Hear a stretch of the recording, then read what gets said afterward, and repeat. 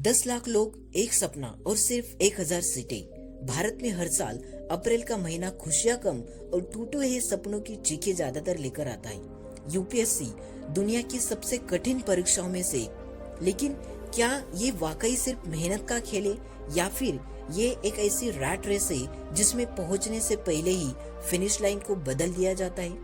आज हम उस चकाचौंध के पीछे झांकेंगे जिसे कोचिंग माफिया और सोशल मीडिया के इन्फ्लुएंसर्स ने आपके सामने परोसा है। हम बात करेंगे उस अंधेरी सच्चाई की जहां टैलेंट का गला घोटा जाता है और सपनों की नीलामी होती है। जरा सोचिए, 10 लाख लोग एक ऐसी लॉटरी का टिकट खरीदते हैं जहां जीतने की उम्मीद 1% से भी कम होती है। इंडिया में सरकारी नौकरी सिर्फ एक काम नहीं, एक इमोशन बन चुकी है।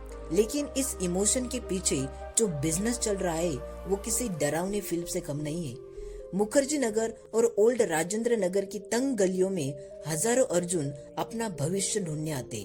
वे देखते हैं यूट्यूब पर एक नीली बत्ती वाली गाड़ी, बैकग्राउंड में बजता हुआ ठुकरा के मेरा प्यार जैसा गाना और एक दबंग अफसर जो चलते चलते न्याय कर देता है। लेकिन हकीकत में ये वीडियोस सिर्फ एक जाल है, एक ऐसा जाल जिसे 3,000 करोड़ की कोचिंग इंडस्ट्री ने बुना है। ये कोचिंग वाले अफसर नहीं, सपने बेचते हैं। जब रिजल्ट आता है तो एक ही टॉपर की फोटो 10 अलग अलग कोचिंग संस्थानों के बैनर पर होती है। कैसे? ये एक लीगल स्कीम है। सिर्फ एक मॉक इंटरव्यू या 2 घंटे की टेस्ट सीरीज के बदले ये संस्थान उन बच्चों के नाम और चेहरे खरीद लेते हैं। उपभोक्ता अदालतें इन पर लाखों का जुर्माना लगाती है, लेकिन इनके लिए ये सिर्फ एक बिजनेस की एक छोटी सी लागत है। हकीकत ये है कि संस्थान आपको अफसर बनाने के लिए नहीं बल्कि अपना टर्नओवर बढ़ाने के लिए बुलाते हैं। और इन सपनों की कीमत क्या है? सिर्फ एक छात्र का वक्त नहीं बल्कि एक पूरे परिवार की जमा पूंजी। एक औसत एस्पिरेंट का दिल्ली में रहने और पढ़ने का खर्च साल का करीब 4.25 लाख रुपए होता है। अगर कोई 5 साल इस रेस में लगा देता है तो सीधा खर्च लगभग 20 लाख पहुंच जाता है। लेकिन असली झटका तो अपॉर्चुनिटी कॉस्ट है। अगर वही छात्र कोई नौकरी करता तो वही 35 लाख तक कमा सकता था। यानी 5 साल की यूपीएससी की तैयारी की कुल कीमत है 55 लाख रुपए। 55 लाख का एक ऐसा गेम जहां जीवन की संभावना मात्र 0.1% है। क्या कोई भी समझदार इंसान ऐसा दाव लगाएगा?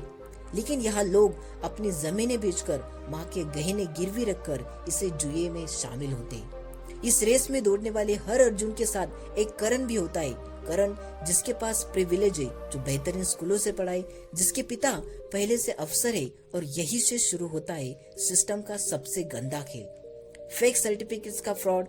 हाल ही में पूजा खेड़कर जैसे मामलों ने दुनिया को दिखाया है कि कैसे रईस और ताकतवर लोग ओबीसी, नॉन क्रिमिलियर या ईडब्ल्यूएस के फर्जी सर्टिफिकेट बनवाकर गरीबों और जरूरतमंदों की सीटें छीन लेते हैं।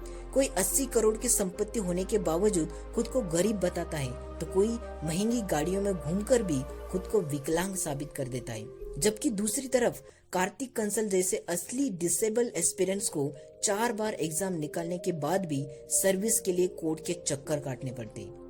यूपीएससी का इंटरव्यू रूम, जिसे पर्सनैलिटी टेस्ट कहा जाता है, अक्सर एलिट क्लास की तरफ झुका होता है। आंकड़े गवाह है कि टॉप 50 में आने वाले ज्यादातर छात्र नामी कॉलेज से होते और उनके माता पिता पहले से ही ऊंचे पदों पर होते। एक हिंदी माध्यम का छात्र जो 800 से ज्यादा नंबर लेकर मेंस क्लियर करता है, उसे इंटरव्यू में कम नंबर देकर रेस से बाहर कर दिया जाता है। जबकि एक अफसर का बेटा कम नंबरों के बावजूद सिर्फ सही बैकग्राउंड की वजह से अंदर आ जाता है। ये सिस्टम अब मेरिट का नहीं बल्कि पहुंच और प्रिविलेज का अखाड़ा बन चुका है। लेकिन इस कहानी का सबसे दर्दनाक हिस्सा उन बेसमेंट्स में छुपा है जहां सूरज की रोशनी तक नहीं पहुंचती।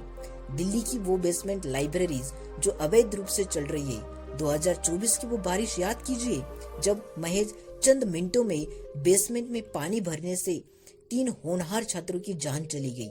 वे अफसर बनने आए थे लेकिन सिस्टम की लापरवाही ने उन्हें एक बंद कमरे में डूबने के लिए छोड़ दिया। एमसीडी, कोचिंग माफिया और ब्रोकर सब अपनी जेबें भर रहे, जबकि छात्र सीलन भरे कमरों में बिजली के झटकों और मौत के साथ साये में पढ़ाई कर रहे। एनआरबी के मुताबिक हर दिन लगभग 35 छात्र परीक्षा के दबाव में अपनी जान दे देते हैं। ये सिर्फ मेंटल हेल्थ का मसला नहीं है, ये एक सिस्टम फेलियर है। जब एक छात्र 10 साल बाद खाली हाथ घर लौटता है तो समाज उसे नकारा कह देता है। वो न तो कोई नई स्किल सीख पाता है और ना ही किसी प्राइवेट जॉब के लायक बनता है। उसका आत्मविश्वास पूरी तरह से टूट चुका होता है। हमारे देश के सबसे तेज दिमाग जो डॉक्टर, इंजीनियर या साइंटिस्ट बनकर देश बदल सकते थे, वे मुखर्जी नगर की गलियों में रट्टू तोता बनकर अपना सबसे सुनहरा समय बर्बाद कर रहे हैं। ये ब्रेन ड्रेन नहीं है, ये ब्रेन फ्रीज है। आखिर हम इस पावर के पीछे इतना पागल क्यों है? क्योंकि एक आम भारतीय अपमान के डर में जीता है। उसे पता है कि एक सिपाही या पटवारी भी उसकी बेइज्जती कर सकता है, इसलिए वो ऐसी कुर्सी चाहता है जहाँ कोई उसे छू न सके। ये सर्विस का जुनून नहीं, ये पावरलेसनेस के बचने के एक झटपटाहट है। लेकिन क्या इसका कोई समाधान है? समाधान है करियर काउंसलिंग और सिस्टम में पारदर्शिता। यूपीएससी को अपने डेटा को सार्वजनिक करना चाहिए ताकि छात्रों को पता हो कि वे किस दलदल में उतर रहे हैं। कोचिंग इंडस्ट्री पर कड़ा रेगुलेशन होना चाहिए और सबसे जरूरी छात्रों और माता पिता को यह समझना होगा कि यूपीएससी एक जरिया हो सकता है, मंजिल नहीं। भारत को आज सिर्फ सिविल सर्वेंट्स की जरूरत नहीं है, बल्कि सिविल थिंकर्स की जरूरत है जो किसी भी फील्ड में जाए वहाँ बदलाव ला सके।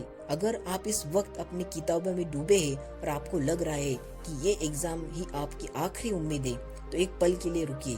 अपने सेल्फ वर्थ को एक ओएमआर शीट में मत तोलिए, क्योंकि देश सिर्फ एक अफसर की कुर्सी से नहीं बनता। देश तब बनता है जब उसका पूरा युद्ध अपनी एनर्जी को बर्बाद होने से बचाकर उसे कुछ नया रचने में लगाता है। याद रखिए, आप एक अफसर बनने के सपने से कई ज्यादा बड़े और कीमती इंसान हैं, क्योंकि एक नाकाम कोशिश आपको अफसर तो नहीं बना सकती, पर वह आपको जिंदगी की रेस में हारने का हक भी नहीं देती।